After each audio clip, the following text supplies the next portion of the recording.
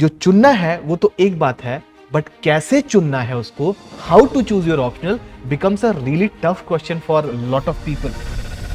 अगर हम कंट्रीब्यूशन की बात करें about geography optional into your GS, it is unparalleled, it is very very very very important. क्या 2-3 साल लगातार हम उस सब्जेक्ट को पढ़ सकते हैं? अगर प्रैक्टिकल सब्जेक्ट है तो आपको आपकी फील्ड में बहुत काम आएगा। इंटरव्यू के टाइम पे you will be able to incorporate those answers as well. Post graduation और आपको लग रहा है कि नहीं नहीं मुझे आता है, let me tell you again, probably you might be trapped। इसी सेम पेन को अगर कोई एक पोएट देखेगा, don't you think poet writer वो कहेंगे अरे this is what a pen, it can create revolution. जितना सपोर्ट आपको ज्योग्राफी इन जीएस पेपर करेगा, लेट मी टेल यू, उतना ज्यादा सपोर्ट आपको कोई और सब्जेक्ट करता ही नहीं है। जिसको बहुत अच्छी सी बॉलिंग भी करनी आती है और बहुत अच्छी सी बैटिंग करनी भी आती है। Hello friends, I am doctor Kapil. I hope you all are doing really well. Friends, today I'm here to talk about something which has a very very significant part in UPSC journey. When all of you started preparing, or say when you thought of preparing this examination, UPSC examination, you all have come across one question: what optional subject should I choose? Let me tell you friends, it is a very very in fact the most important decision you can have in this preparation. अगर आपने ये decision सही लिया that what optional you should choose, lot of your success depends on this decision. So make sure while you are choosing your optional, make sure you have done your research, you have thought really well, you have given a good amount of research on it, and then you have chosen your subject. Lot of times I have met certain people, certain friends also, हम जब preparation करते थे तब भी साथ में थे। Let me tell you, multiple times they changed their optional subject because they did not feel comfortable with it. So make sure you are feeling comfortable with it and then only you are choosing that optional. ये तो बात हो गई कि भाई optional choose करना चाहिए। In fact, UPSC भी बोलता है that let me give you, I mean UPSC कह रहा है कि ये लो 48 subjects की एक list है, 48 जिनमें से एक सब्जेक्ट आपको चुनना है अपनी पसंद का। तो दोस्तों, जो चुनना है वो तो एक बात है, बट कैसे चुनना है उसको, how to choose your optional becomes a really tough question for lot of people. In fact मेरे लिए ये चॉइस बहुत इंपॉर्टेंट भी थी और बहुत नेचुरल भी थी, क्योंकि मैंने थ्रू आउट द लाइफ केवल ज्योग्राफी पढ़ी थी और वो भी बहुत डीप में, तो मेरे लिए एक नेचुरल चॉइस थी। But lot of my friends and also lot of my students, they actually struggle to choose their optional. तो दोस्तों, आज मैं यहां पे हूं आपसे बात करने के लिए कि how to choose your optional, and then because I am a teacher of geography, so I will also explain why geography can be your most balanced optional as well. So friends, अब हम बात करेंगे कि geography most balanced optional subject कैसे है। But before that, as a teacher, as a friend, as a mentor, as a guide, I must also explain how to choose your optional subject. एक बहुत tough decision होता है, एक complex decision होता है, बहुत सोच समझ के लेना होता है, और अगर हम ढंग से लेते हैं, let me tell you, lot of success depends on this. Now आप ऑप्शनल सब्जेक्ट चुनिए, उसके पहले just try to understand the process of this examination, the stages of this examination. Friends, as you know, एक exam होता है जो सबसे पहला एग्जाम होता है, दैट इज प्रीलिम्स एग्जामिनेशन। इसका काम नहीं है, ऑप्शनल का काम बिल्कुल नहीं है। यहां पे प्रीलिम्स एग्जामिनेशन में you have GS paper 1 in the morning and then you have in the afternoon CSAT paper, correct. अगर आप इसको क्वालिफाई करते हैं, then you have to go for the mains examination. Okay, you have to go for mains examination. और ये mains examination के बारे में I am going to discuss something. Friends, जब आप मेंस एग्जामिनेशन लिखने जाते हैं तो आपको एक पेपर मिलता है अबाउट एसे, जहां पे आपको 2 एसे चुनने होते हैं, आप उन पे लिखते हैं। And let me tell you, अगर मैं आपको बताऊं, अच्छा मार्क्स यहां पे क्या होता है, anybody who scoring say more than 120 these days is considered really well. You know, if you go beyond 130 140, let me tell you, it is remarkable. अगर 140 के बियॉन्ड इफ यू गो, तो ये बहुत ही अच्छा मार्क्स माना जाता है आज के टाइम पे। Now this is something very good, very very good. Then there are 2 papers also, paper A, paper B. It is to do with the languages. And let me tell you ये qualifying होते हैं। एक English का paper होता है and then in your mother tongue, अगर आप मराठी बोलते तो मराठी का, Hindi Hindi, Gujarati Gujarati, and usually people qualify it. ठीक है, ये मेरिट तय नहीं करता, it is just qualifying paper. ये बात हो गई, चलिए ऐसे भी कॉमन हो गया। Now coming on to GS paper. GS के कितने पेपर होते हैं फ्रेंड्स? 4 papers, GS 1 2 3 4। एक एक पेपर कितने मार्क्स का होता है? 250 मार्क्स ईच, यानी कितने हो गए? 1000। नाउ फ्रेंड्स, आप बोल रहे हैं कि सर हम तो ऑप्शनल की बात कर रहे थे, but let me tell you why optional is important. बिल्कुल आपको इसी बात से समझ में आएगा। If you look at the GS papers, what do you think should be very good marks in GS? For example 1000 marks का है, तो out of 1000 marks, what do you think how much you get in the GS papers that it is considered really good? एक time था जब people used to score 420 430, it was considered really good, but आज के time पे if you are scoring somewhere about 450 or even more than this, let me tell you it is considered really good marks. If you go beyond this 460 470 480, let me tell you this is considered highly remarkable. But मेरा बताने का ये मतलब है कि अगर आप 45 यानी 450 भी स्कोर करते हैं यार, इवन बियॉन्ड दैट, इसका मतलब है समवेयर यू आर स्कोरिंग कितना? 45%। करेक्ट? कितना आ गया दोस्तों? 45%। करेक्ट। देन एक दो पेपर और होंगे आपके जहां पे आपकी बारी आती है किसकी? ऑप्शनल सब्जेक्ट की, और वो भी 250 मार्क्स के होंगे। इसका मतलब कितने हो गए? 500, यानी ऑप्शनल सब्जेक्ट आपका 500 मार्क्स का हो गया। दो पेपर है 250 के each, meaning 500। Now tell me friends, what is considered really good marks in optionals? Optional में क्या अच्छा मार्क्स होता है? Is it somewhere close to 45%? Let me tell you 45% अगर आप स्कोर कर रहे हैं, let me tell you it is considered as below average marks. अगर आप 50% स्कोर करते हैं, then it is considered somewhere about average marks. अगर आप ऑप्शनल के पेपर में you go beyond 280 and even beyond 300, it is considered as, if you go beyond 300, you know, every year some of the other people they actually go beyond 300, it is considered बहुत बढ़िया marks. But even if you go beyond 280 marks, let me tell you it is considered as really very very good marks. अच्छा, अगर हम percentage wise देखें तो how much it is actually more than 50%. यहाँ पे तो हम 45% स्कोर कर रहे हैं in GS, but here we are scoring more than 50%. it is close to कितना हो गया? Can I say 55 to 60%? 55 to 60% पे कहीं पे हम कर रहे हैं, और even more than 60% if you score, let me tell you this is considered really good marks or not. लेकिन आपको नहीं लग रहा है यहाँ पे कुछ अंतर है? अगर आपने जीएस को देखा, यहाँ पे 45% is good, here 55% is good, 60% is good. क्यों? ऐसा क्यों हो रहा है? क्यों जीएस में नंबर कम मिल रहे हैं और ऑप्शन में ज्यादा लोग स्कोर कर सकते हैं? आई एम नॉट सेइंग करते हैं, कर सकते हैं। द रीजन इज जीएस का जो पेपर है ना, it is same for everybody. वहां पे जो यार्ड स्टिक्स होंगे they are really very tough, and let me tell you 20 questions होते हैं एक पेपर में। People are able to attempt some of it not, क्योंकि बहुत ढेर सारा पढ़ना है। But when you have chosen an optional subject जो कि एक सिंगल सब्जेक्ट होता है, let me tell you that particular subject you study that in such a depth कि बहुत अच्छे से अच्छे क्वेश्चन भी और टफ से टफ क्वेश्चन भी you are able to write in a very very efficient and impactful manner, and that is why you get very good marks in optionals. इसका मतलब है हमारा जो ऑप्शनल है, हम वो ऑप्शनल चूज करें जहां पे हमारा मन लगता है, जहां पे हम पढ़ सकते हैं जिसको, और जहां पे हम कोई भी क्वेश्चन आए उसका आंसर ऐसा करें so that we score really well. ऐसे एवरेज 45-50% से काम नहीं चलेगा. That is why choosing an optional and choosing the right optional is something a very very important decision you have to make in this preparation. ठीक बात है, ये बात अगर स्टैब्लिश हो चुकी है तो मैं आगे बढ़ता हूं ना. इसका मतलब है ऑप्शनल बहुत इंपॉर्टेंट है क्योंकि ये गेम चेंजर हो सकता है. यहां पे तो सब एवरेज मार्क्स मिलेंगे, but here is something you can create magic. That is why optional is should be magical. अच्छा, अब रही बात कि जो सिलेबस होता है हमारे ऑप्शनल का किसी भी पेपर का, B it geography, political science, sociology, anthropology, medical science, anything, correct. तो इसमें जो सिलेबस होगा उस सिलेबस का क्या लेना देना है, वो कितने लेवल का सिलेबस होगा, कितना डेप्थ में होगा. ये मैं यूपीएससी की डायरेक्ट वेबसाइट से मैंने इसको बनाया हुआ है. Everything I have got it from UPSC, लेकिन थोड़ा सा इसको अच्छा सा बनाया so that you are engage to this. These are all the wordings जिसको मैंने ट्रांसलेट कर दिया इन दिस फॉर्म.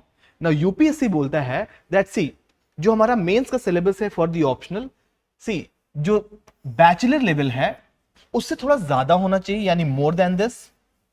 जो बैचलर लेवल में यानी जो लोग ग्रेजुएशन में पढ़ते हैं, बीए बीएससी बीकॉम में जैसा पढ़ते हैं लोग, उसमें क्या होना चाहिए, उससे थोड़ा सा लेवल ज्यादा होता है। बट जो मास्टर्स का लेवल है, यानी लोग अगर एमए एमएससी कर रहे हैं या एमकॉम कर रहे हैं, उस लेवल से थोड़ा सा नीचे होता है, यानी उन दोनों के बीच का होता है, जिसको हम क्या बोलते हैं, honours degree level. Honours degree level generally आपने देखा होगा, जो बीए प्रोग्राम होते हैं वो 3 साल के होते हैं, बट जो ऑनर्स होते हैं वो 4 साल के होते हैं। क्यों? क्योंकि यहाँ पे you are getting something beyond your graduation. So ये जो लेवल है, this level is considered as the level of optional subject in UPSC. कौन सा? ऑनर्स लेवल का। इसका मतलब ये नहीं है कि आपने ग्रेजुएशन कर लिया है देन यू आर डन, कि हमने ग्रेजुएशन में इस सब्जेक्ट से किया तो मुझे आता है। In fact even if you have done post graduation और आपको लग रहा है कि नहीं नहीं मुझे आता है, let me tell you again, probably you might be trapped, क्योंकि यहां पे अप्रोच डिफरेंट है। जो आपने यूनिवर्सिटी में अपने कॉलेजेस में सीखा है, वहां पे अप्रोच डिफरेंट था। किसी भी चीज को देखने के मल्टीपल अप्रोच हो सकते हैं। For example, this is a pen. अगर कोई भी एक आदमी जो कि केमिस्ट्री से आ जाएगा, वो डोंट यू थिंक उसके मैकेनिज्म, इसके कॉम्पोजिशन पे बात करेगा, कौन सा प्लास्टिक है, क्या फॉर्मूला है, ये रबर है, ये पॉइंट है, किस इसमें कौन सी इंक है, उसका क्या फॉर्मूला है, correct. But don't you think इसी सेम पेन को, I am talking about approach, इसी सेम पेन को अगर कोई एक पोएट देखेगा, don't you think poet writer वो कहेंगे अरे this is what a pen, it can create revolution, it can create love letters, it can create what not. So this is the approach I am telling you. The same subject can be studied through multiple approaches. One is academic, the other is UPSC approach. तो वहां पे आपको UPSC approach की जरूरत है, and that to at this honors degree level. ठीक बात। Next. Now, जब भी आप अपना ऑप्शनल चुनेंगे, what you should look for, जब भी आपको अपना ऑप्शनल चुनना है, तो आपको कौन से ऐसे क्राइटेरियाज हैं which you have to keep in mind? ये बहुत जरूरी सवाल होता है, क्योंकि हम कई बार आते हैं मेरे पास बच्चे जस्ट आस्किंग कि सर मुझे समझ में नहीं आ रहा है कौन सा ऑप्शनल चूज करें, मुझे सर मैं ये 2 सब्जेक्ट है, इन 2 सब्जेक्ट के बीच में sir I am in dilemma whether to choose this whether to choose that, correct. So इन सारे आंसर्स को, इन सारे क्वेश्चन को आई विल आंसर हियर। और अगर आपको यहां से क्लैरिटी मिल जाती है कि हाँ भाई कौन सा सब्जेक्ट लेते हैं, then you just get ready for that. Otherwise, after this I will also tell you why geography is that balanced subject which you can take. If you are interested in geography, आखिरी तक आप बने रहिएगा, but इसके पहले ही आपका मन हो गया तो फिर you can also leave, correct? Now, किसी भी ऑप्शनल को चूज करने के लिए the first and foremost and the most important thing required is interest. Why I'm telling you this? GS paper, common question for everybody, but optional paper only for those people who have chosen it. अब UPSC बोल रहा है कि देखो भाई, ये जो subject आपने चुना है ना, this is something of your choice. हमने तो बोला नहीं था कि आप ये चुनो, जीएस में हमने बोला था चुनने के लिए, तो ठीक है हम मार्किंग कर रहे हैं वैसे, but this is the subject is of your choice, और आप ही ने बोला था हम ये सब्जेक्ट चाहिए। तो here if we ask something, you should write with very strong depth. आप जब इंटरव्यू स्टेज में पहुंचेंगे, you will also be asked lot of question from your optional as well. तो वहां पे ऐसे जरूरी नहीं कि सिलेबस की ही बात होगी, it is more about that particular subject what you have learned there. इसका मतलब है हमारा पैशन, हमारा इंटरेस्ट, हमारा लॉन्ग टर्म प्रिपरेशन अगर हो, तो क्या हम उस सब्जेक्ट को बार बार पढ़ सकते हैं? जीएस में तो चीजें डायनेमिक है, चेंज होती रहेंगी। इन ऑप्शनल्स मोर और लेस चीजें सेम होंगी, थोड़ी बहुत चीजें बदलेंगी। Can you study that particular subject for as long as 2-3 years? है ना, प्रिपरेशन भी तो इतनी लंबी होती है हमारी। क्या 2-3 साल लगातार हम उस सब्जेक्ट को पढ़ सकते हैं? करेक्ट। इसका मतलब है उस सब्जेक्ट को हमें चूज करना है। सबसे इंपॉर्टेंट क्राइटेरिया दोस्तों मुझे लगता है, मेरी नजर में ये है, दैट इज इंटरेस्ट। अगर आप किसी सब्जेक्ट में इंटरेस्टेड नहीं है, आपने बस सब्जेक्ट इसलिए ले लिया कि सब ले रहे थे, मेरा उस दोस्त ने लिया है, मेरे उस फ्रेंड ने लिया है, मेरे उस सीनियर ने लिया है, उनका हो भी गया था, बढ़िया बात है भाई, सब सब्जेक्ट से हो रहा है। आपने क्यों लिया? इसलिए कि किसी और ने लिया था, या आपने इसलिए लिया कि ठीक है हम चलो दोनों भाई साथ साथ बैठेंगे? Correct. Let me tell you, this will not be the correct idea. क्योंकि अगर आपने ये सब्जेक्ट किसी और चीज के इन्फ्लुएंस में आकर के लिया, कोई भी ऑप्शनल का सब्जेक्ट आपने किसी भी इन्फ्लुएंस में आकर लिया except your interest, let me tell you, आप एक ट्रबलसम सिचुएशन में आ जाएंगे। सो मेक श्योर आप जब भी अपना ऑप्शनल चूज कर रहे हैं, try to find your interest. अब इंटरेस्ट फाइंड आउट कैसे करते हैं? आप उसकी एनसीईआरटी पढ़िए, उससे रिलेटेड न्यूज आर्टिकल्स पढ़िए, उससे जो हमारे पीवाईक्यूज हैं उनको देखिए, बस आपको समझ में आएगा कि आप उसको पढ़ पा रहे हैं, उससे रिलेटेड न्यूज, उससे रिलेटेड एडिटोरियल, कि आपको मजा आ रहा है। मजा आ रहा है इसका मतलब इंटरेस्टेड है आप। आपको 4 आर्टिकल दे दिए, सबसे पहला आर्टिकल आपने वही उठाया पढ़ने को, क्यों? क्योंकि you are most interested in that. Correct. मेरे लिए भी जब भी कोई ज्योग्राफिकल एनवायरमेंटल चीजें आई लुक इनटू इट, मैं सबसे ज्यादा इंटरेस्टेड रहता हूं। करेक्ट। तो ये एक बहुत बड़ी चीज होगी आपको अपना इंटरेस्ट पहचानने के लिए। एनसीईआरटी भी तो पढ़ते हैं, ट्राई टू फिगर आउट कौन सी एनसीईआरटी आपको सबसे बढ़िया मजेदार लगती है। That will decide your interest. तो अगर आपका इंटरेस्ट सब्जेक्ट में आ गया है तो ठीक है, ले लीजिए उसको। And let me tell you, सारे सब्जेक्ट से सिलेक्शन होते हैं, अभी तक कोई मैं ज्योग्राफी की बात नहीं कर रहा हूं आपको। अच्छा, कई बार होगा दोस्तों कि आपको लगेगा कि सर मेरे पास ना 2 सब्जेक्ट ऐसे हैं जिनमें I am very interested, sir geography भी है, सर पीएसआईआर भी है, सर सोशियोलॉजी और एंथ्रोपोलॉजी में आई एम से कंफ्यूज्ड। ठीक है, कोई बात नहीं, और मल्टीपल क्राइटेरियाज हैं, उन पे बात करते हैं। Second is support. दोस्तों देखिए, ये जो एग्जाम है ना, आई एम नॉट सेइंग कि अपने से नहीं होता है, अपने से भी लोग पढ़ते हैं, अपने से भी लोग सिलेक्ट होते हैं, ठीक है। लेकिन जो सपोर्ट होता है किसी भी लाइफ की किसी भी है ना डायमेंशन में, आप देखिए, अगर आपके पास थोड़ा सपोर्ट होता है तो आपका जो काम है थोड़ा जल्दी हो जाता है। आपको अगर थोड़ा सपोर्ट मिलता है, you can focus on something else also. अगर आपको सपोर्ट अच्छा मिल जाता है तो यू आर रिलैक्स्ड ऑल्सो, और रिलैक्स टाइम पे आपकी एफिशिएंसी, आपका productivity is also quite great. तो मेक श्योर करिए कि आपको सपोर्ट मिल रहा है उस सब्जेक्ट से। लेकिन सपोर्ट का मतलब क्या होता है? सी, सपोर्ट का मतलब यह है कि क्या उस पर्टिकुलर सब्जेक्ट को लेकर के आपके पास कोई गाइडेंस अवेलेबल है, क्या उस चीज को लेकर के कोई आपके पास टीचर अवेलेबल है, क्या उस सब्जेक्ट के रिगार्डिंग आपको कोई टेस्ट सीरीज मिलती है मार्केट में, क्या उस सब्जेक्ट के रिगार्डिंग आपको अच्छे बुक्स, अच्छे नोट्स, अच्छे कंटेंट मिल रहा है मार्केट में। लेट मी टेल यू, मैं ये नहीं कह रहा हूं कि आप खुद से नहीं कर सकते, लेकिन अगर खुद से करने जाएंगे तो इतनी रिसर्च, इतना अप्रोच, इतना टेस्ट सीरीज कहां से आप करिएगा। पर आई am not telling you any subject is bad, लेकिन कई ऐसे सब्जेक्ट होते हैं नॉट सो पॉपुलर जिसकी वजह से उनकी टेस्ट सीरीज नहीं मिल रही है, और बिना अपने आप को टेस्ट किए how are you going into that. अभी सपोज से किसी ने ले लिया, सर मुझको ना सर उड़िया लैंग्वेज लेनी है, या सर मैं मैथिली लेना है मुझको, या सर मेडिकल साइंस लेना है। I am not saying these are bad subjects, बहुत बढ़िया, आपका इंटरेस्ट आप ले लीजिए। बट डोंट यू थिंक ऐसे सब्जेक्ट के साथ एक चैलेंज हमेशा रहेगा कि whether enough support is available in the market और नॉट। अगर सपोर्ट नहीं तो फिर आप कैसे करेंगे, ये एक बड़ा क्वेश्चन है। तो जब आप कंफ्यूज होइए कि सर इंटरेस्ट कहीं में है, try to find out the support system you have for that, ठीक है। Next is GS contribution. देखो दोस्तों, मुझे ये पता है कि यूपीएससी की प्रिपरेशन मैंने खुद बहुत मेहनत से, बहुत लगन से किया है, और मुझे उसके सारे चैलेंजेस, उसके सारे कॉम्प्लेक्सिटीज भी पता है। खुद एक स्टूडेंट रहा हूं, और अभी भी स्टूडेंट अपने आप को मानता हूं, नहीं तो मैं सीखना बंद कर दूंगा। करेक्ट। तो मैं ये समझता हूं कि हमारा जो जीएस वाला सेक्शन है और जो ऑप्शनल वाला सेक्शन है, बैलेंस करना चाहिए हमको। लेकिन कई बार हमारा जो ऑप्शनल सब्जेक्ट है, it produces so much, it helps us so much in the GS, that हमारा जो जीएस वाला पार्ट है ना, जो जीएस का बोझ है, वो थोड़ा हल्का हो जाता है। We start feeling lighter. And let me tell you, कोई भी ऐसा subject, and let me tell you, multiple subjects हो सकते हैं जो कि जीएस में अच्छा कंट्रीब्यूट कर रहे हैं। And for particularly I am talking about geography, तो geography is such a helpful subject. मैं आपको बताऊंगा अभी थोड़ी देर कि क्यों है ऐसा। करेक्ट। देन जीएस का अगर कंट्रीब्यूशन ठीक ठाक है, तो अगर ऑप्शनल थोड़ा बड़ा भी होता है ना, तो आप ले सकते हो उसको। क्यों? क्योंकि आपको फिर जीएस में आपको टाइम देने की जरूरत नहीं पड़ेगी उतनी, थोड़ा बहुत आंसर लिखा and then you are ready.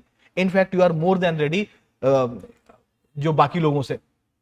क्यों? क्योंकि आपका ऑप्शनल है, आपकी डेप्थ उनसे कहीं ज्यादा है रिगार्डिंग दोस्त। जब भी मैं जीएस की बात करता हूं, मेरे जो नॉलेज, मेरा जो डेप्थ था regarding geography, regarding environment, regarding disaster management, regarding industries, it was much better than many of my friends. क्यों? क्योंकि मेरा ज्योग्राफी ऑप्शनल था। ठीक है, अभी मैं नहीं बोल रहा हूं कि आप ज्योग्राफी लीजिए, थोड़ी देर में उसके बारे में बात करते हैं। बट जो भी आप सब्जेक्ट सोच रहे हैं ऑप्शनल लेने को, उसमें देखिए उनका जीएस कॉन्ट्रीब्यूशन कितना है। Next is success rate. मैंने ये बोला अभी कि सब्जेक्ट्स जितने भी होते हैं, उन सारे सब्जेक्ट से लोगों का सिलेक्शन होता है। बट फिर भी आप देखेंगे एवरी ईयर टॉप 100, टॉप 50, या फिर जो अच्छी रैंक्स हैं, या फिर ओवरऑल अगर आप रिजल्ट भी देखिए, आप ट्राई टू फाइंड आउट करिए कि हर एक सब्जेक्ट से ना lot of people are getting selected. लेकिन सबसे ज्यादा किससे हो रहे हैं? ठीक है, कई बार यूपीएससी कई कई सालों में, आई एम नॉट श्योर कि ऐसा क्यों करते हैं, कुछ एक सब्जेक्ट्स को ना नीचे धकेल देते हैं। उनको एक समय ऐसा आया था, सिर्फ फॉर पब्लिक एडमिनिस्ट्रेशन, अभी तो I do not know but there was a time जब उन्होंने पब्लिक एडमिनिस्ट्रेशन को एकदम धक्का दे दिया नीचे, ठीक है, जब कई बार उन्होंने एक दो और सब्जेक्ट्स थे जिनको ऐसे धक्का दे दिया नीचे। आई डू नॉट नो व्हाई, ऐसा क्यों करते हैं, या हो सकता है वो बोलते हो कि भाई केवल यही मतलब बाकी सब्जेक्ट भी देख लो। Let me tell you, geography as an subject, यहाँ पे जो सक्सेस रेट है ना, इट इज क्वाइट गुड। तो मेक श्योर कि आप जब भी ले रहे हैं तो आप ये देख के लीजिए कि the percentage, the number of people getting selected into the services, वो किस सब्जेक्ट से आ रहे हैं ज्यादातर, ठीक है। And let me tell you, multiple subjects हैं जिनसे बराबर ही आते हैं। फॉर एग्जांपल ज्योग्राफी है, पीएसआईआर है, सोशियोलॉजी है, एंथ्रोपोलॉजी है, ये सब कुछ पॉपुलर सब्जेक्ट्स हैं जहां से बार बार लोग सिलेक्ट हो रहे हैं और बहुत ज्यादा अमाउंट में। तो इसको जरूर ध्यान रखिएगा। However this is not a very big factor I would say, but ठीक है, यहां सबसे आपको हर जगह मिलेगी, बट अगर किसी सब कुछ आपको बराबर लग रहा है, in fact GS contribution is also very important, that's not that important, but ठीक है, आप इसको भी रख सकते हैं। देन प्रैक्टिकल रिलेवेंस, यानी जो भी आप कुछ पढ़ रहे हैं वो कितना डायनेमिक है, वो कितना धरातल पे आप उसको महसूस कर सकते हैं और उसको समझ सकते हैं। हाँ भाई, जो भी मैं पढ़ रहा हूं ना, फॉर एग्जांपल मैंने पढ़ा ग्लोबल वार्मिंग, तो global warming, can you feel it, can you see it, can you see it in its practicality? Absolutely. हमको दिख रहा है कि ईयर बाय ईयर टेम्परेचर कैसा बढ़ता जा रहा है, हमको दिख रहा है क्लाइमेट चेंज कैसा हो रहा है। हमारी जो फेब्रुवरी थी वो थोड़ी सी गर्म हो गई, लेकिन जब मार्च आया तो वो थोड़ा सा कंपैरेटिवली ठंडा रह गया। तो ये सारी जो प्रैक्टिकल चीजें हैं हमको सब्जेक्ट में दिखती हैं। तो जो प्रैक्टिकलिटी है, फॉर एग्जाम्पल सी, ये मेरा पर्सनल टेक है, देयर आर सब्जेक्ट जो कि बहुत ही एब्स्ट्रैक्ट बात करते हैं, इतना ज्यादा एब्स्ट्रैक्ट होते हैं कि you are not able to in fact visualise की what it is talking about. कई ऐसे कॉन्सेप्ट होंगे, कई ऐसी चीज होंगी जहां पे हमको विजुअलाइजेशन की प्रॉब्लम होती है। सो मेक श्योर कि आप अपने सब्जेक्ट को विजुअलाइज कर पा रहे हैं, उसको प्रैक्टिकल वर्ल्ड में यूज कर पा रहे हैं, उनके जो कॉन्सेप्ट्स हैं। थोड़ा बहुत अपना सिलेबस उठा के देखिए, are you able to use it और नॉट। अगर प्रैक्टिकल सब्जेक्ट है तो आपको आपकी फील्ड में बहुत काम आएगा, इंटरव्यू के टाइम पे you will be able to incorporate those answers as well, ठीक है। तो ये बड़ी चीज है। फिर आता है नेचर ऑफ सब्जेक्ट। इसमें मेरा कोई टेक नहीं है एज सच, बट मैं आपको बता दूं यहां पे होता क्या है। दो तरह के सब्जेक्ट्स होते हैं दोस्तों, एक होता है हाईली प्योर साइंस और एक होते हैं हाईली डिस्क्रिप्टिव आर्ट सब्जेक्ट। जो प्योर साइंसेस की बात है वहां पे बहुत ही ज्यादा रिजिड होता है, वो एकदम चीजें फिक्स हैं, 2+2=4 होगा, ये सबको पता है। ये वैसे सब्जेक्ट है, फॉर एग्जांपल मैथमेटिक्स हो गया, फॉर एग्जांपल केमिस्ट्री, फिजिक्स, जो भी उस तरह के सब्जेक्ट है जहां पे answers are quite fixed. But then you have certain subject जहां पे डिस्क्रिप्टिव आर्ट वाले सब्जेक्ट होते हैं, ठीक है। यहां पे डिस्क्रिप्शन इज मोर इंपॉर्टेंट, यहां पे क्रिएटिविटी इज मोर इंपॉर्टेंट, यहां पे आपको जो जो सब्जेक्टिविटी है that is also quite great, correct. तो इन दोनों के बीच में भी एक सब्जेक्ट आता है जिस सब्जेक्ट को हम बोलते हैं ज्योग्राफी। इन दोनों का एक परफेक्ट बैलेंस हमको देखने को यहां पे मिलता है, ठीक है। अगर आपको लगता है कि दीज आर द क्राइटेरियाज जिससे आप समझ पाते हैं कि how to choose your option, take it. अब बात करते हैं why to choose geography as an optional, ठीक है। अगर आपको ये बात समझ में आ गई है, and if you want to stay here for geography, let me tell you why geography is the most balance subject. थोड़ी इस पे बात करते हैं दोस्तों।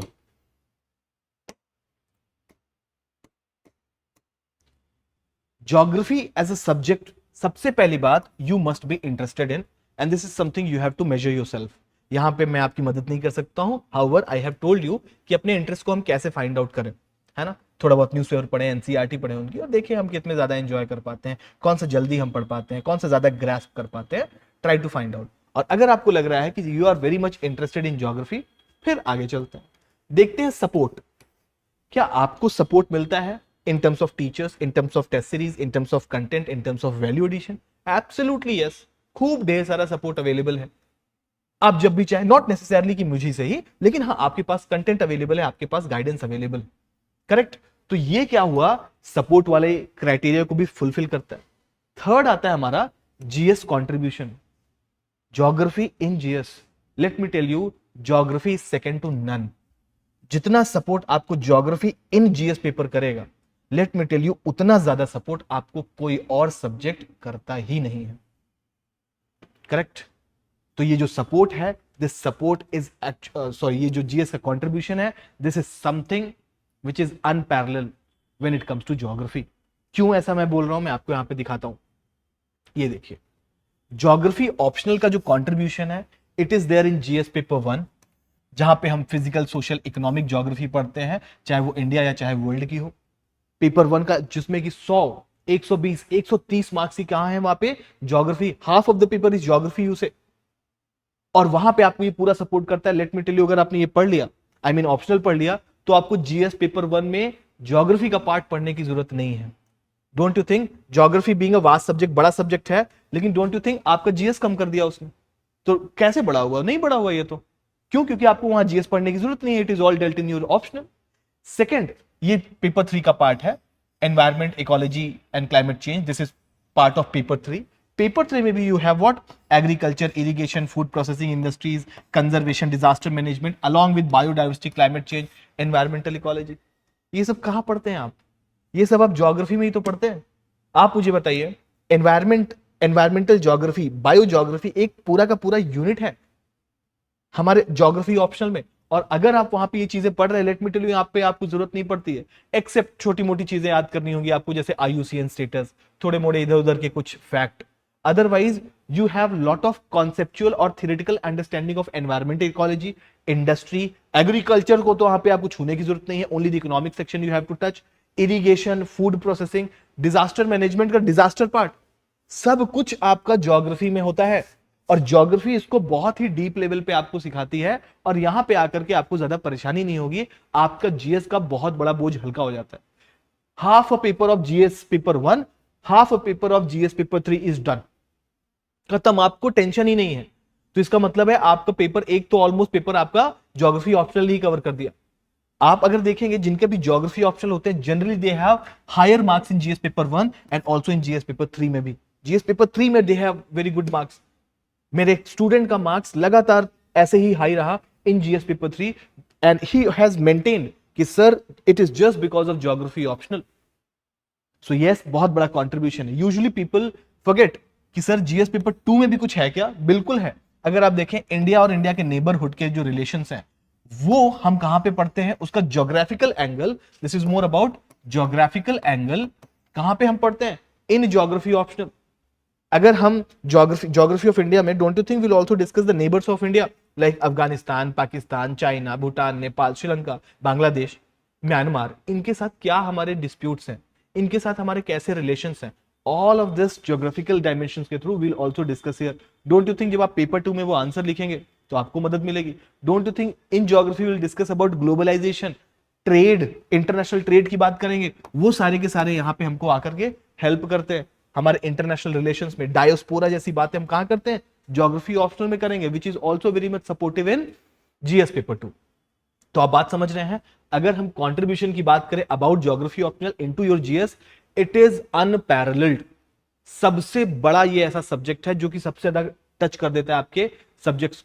मैं बहुत दूर तो नहीं जा रहा हूं, but if you can just rely on my words, I am telling you, जो ज्योग्राफी है it is also very helpful in your essays and ethics also. आप पूछेंगे सर कैसे? लेट मी टेल यू, हमारे ज्योग्राफी ऑप्शनल में एक होता है perspective in human geography, geographical perspective in human geography. वो जो पर्सपेक्टिव है it is more about thought and thinkers, वो भी हमको एक सोचने का तरीका देता है, थोड़ा हमारे माइंड को डेवलप करता है। So indirectly it is helping in ethics paper as well.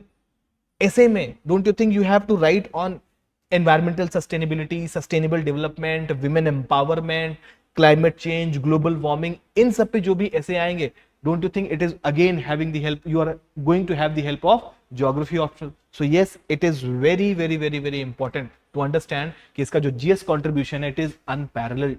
तो GS contribution के मामले में I'm telling you geography is the king. रही बात सक्सेस रेट की, let's understand that also. जो ज्योग्राफी है, ज्योग्राफी में जनरली हमने देखा है कि जो हाईएस्ट मार्क है दैट इज 327, 2017 में आया था।